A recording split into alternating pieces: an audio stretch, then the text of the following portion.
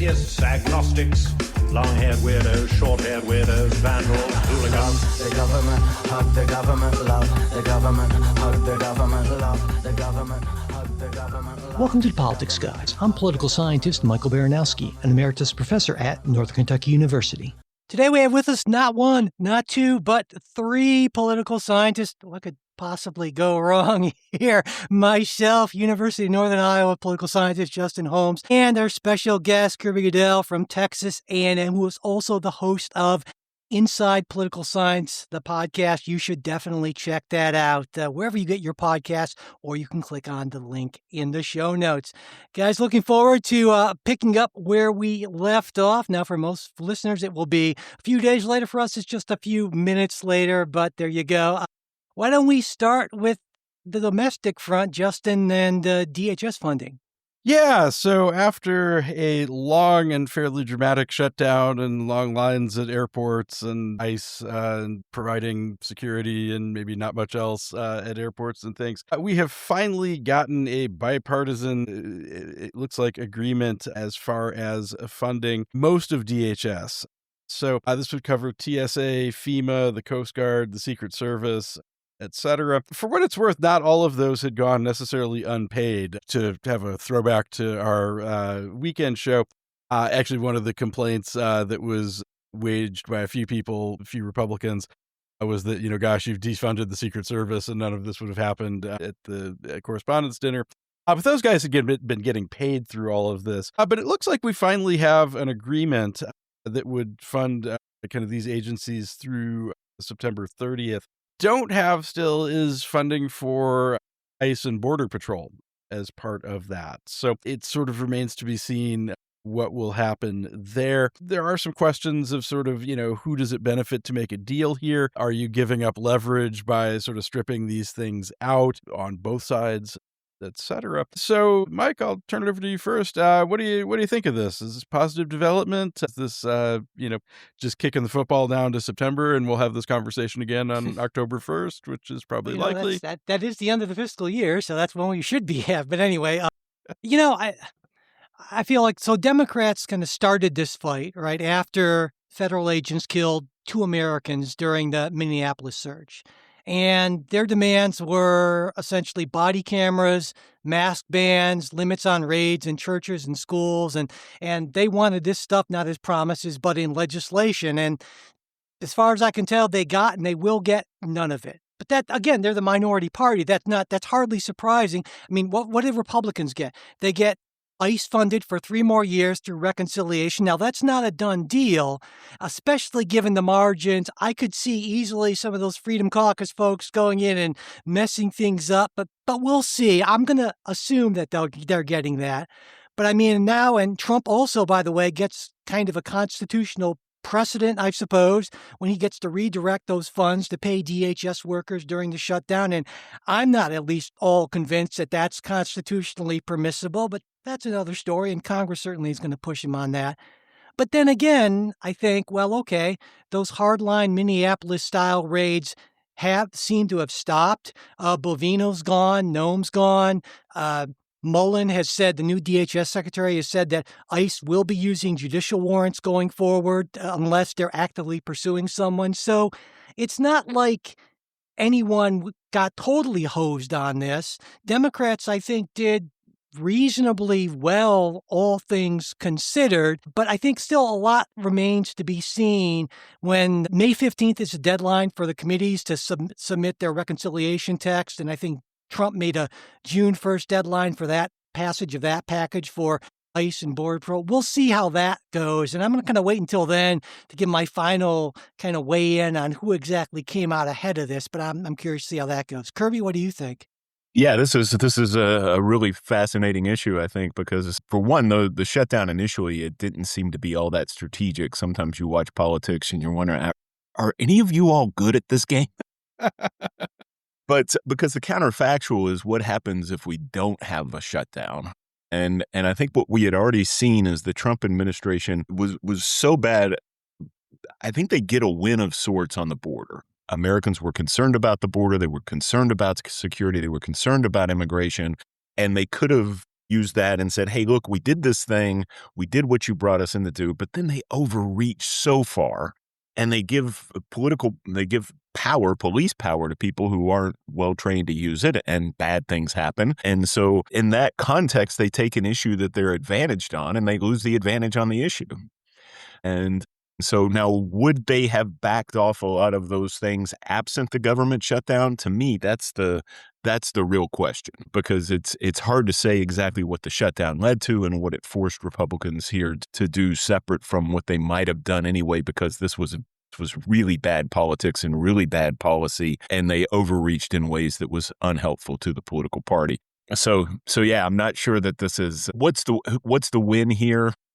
I guess both parties get a little something, but I'm not sure that this was worth the attention, the time, and the fighting. Yeah, to your point, and it could be that I'm pretty enmeshed in Minneapolis stuff, having gone to grad school there and having a lot of people there and having Alex Purdy shot 10 blocks from my old apartment. But the optics of that, I think, generally were pretty bad. So I would tend to agree with you.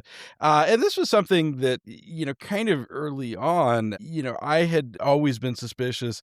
There was kind of support for increasing deportations and things, kind of early in the term. And I had always said, this is going to be really sensitive to how it looks and how it's carried out. And so, I think kind of everything that happened in Minneapolis really did kind of I don't think it's just me and my circle of friends. I think the optics there really, really were bad.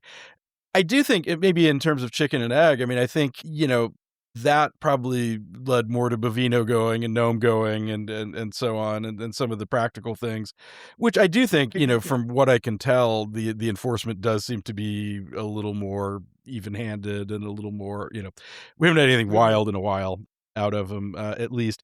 But on the other hand, I do wonder if, some of that optics actually lets you kind of, do the shutdown longer, on some level. I think sort of absent. I'm not sure that I'm not sure that the Democrats would have had much support, et cetera, to try to hold out, but for the fact that the Minneapolis occupation had gone so poorly.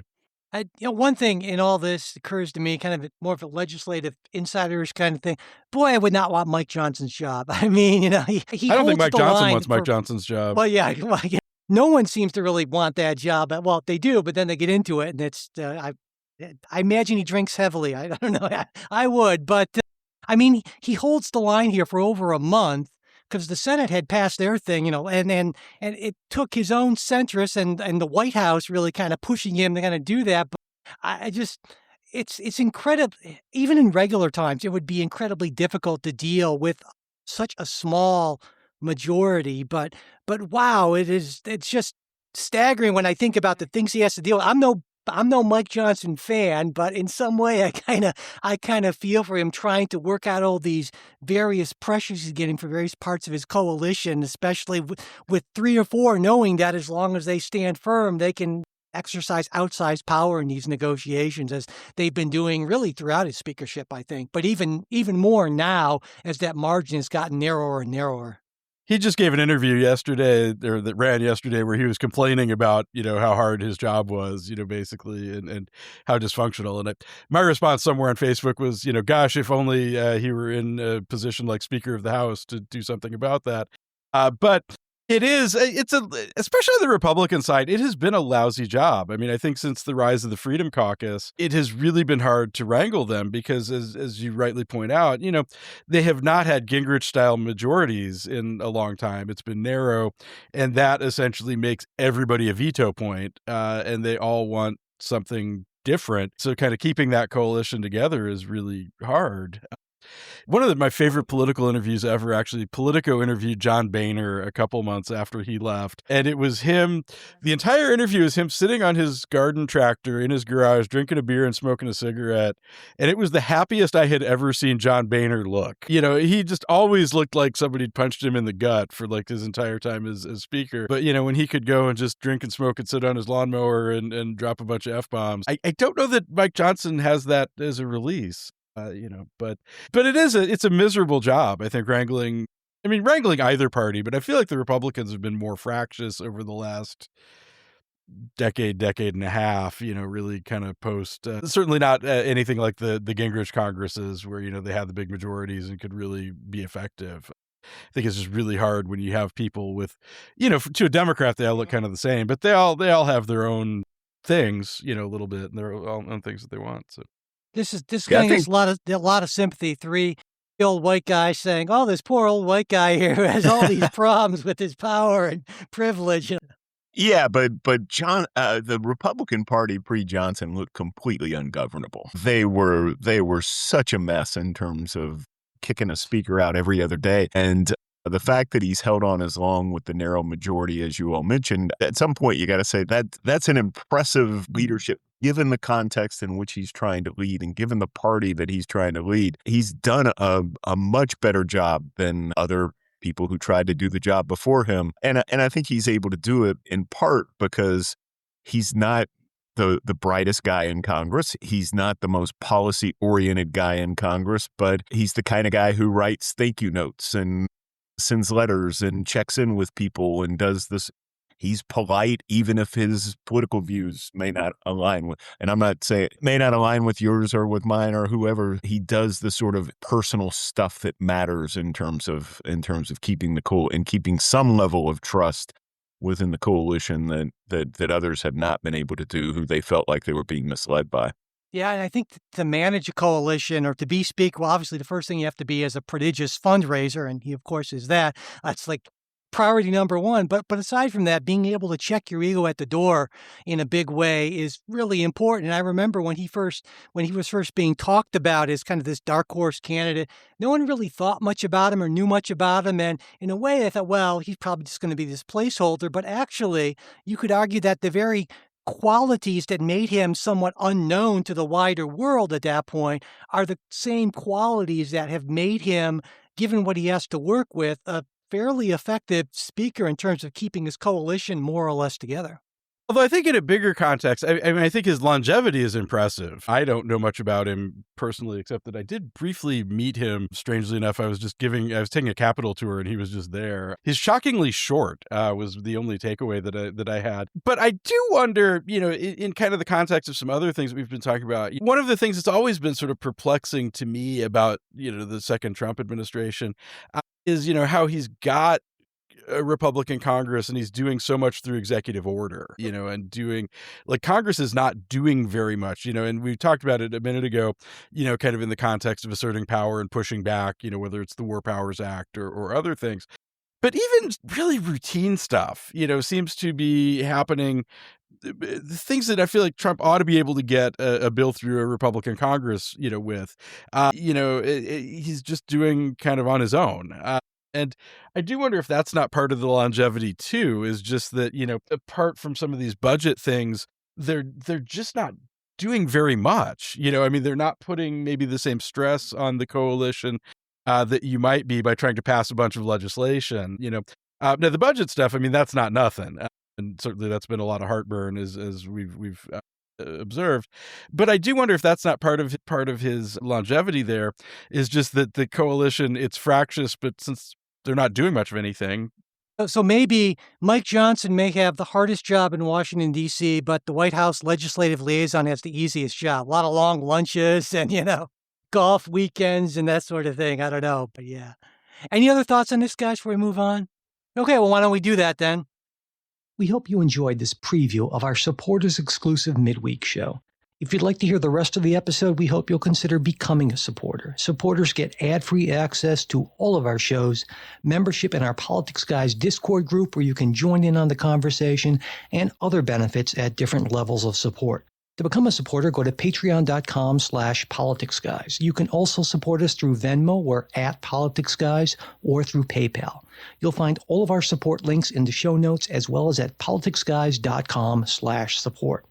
And if you'd like to get the midweek show, but you're not in a position to become a financial supporter, that's not a problem. Just send me an email at mike@politicsguys.com, and I'll be happy to get that set up for you.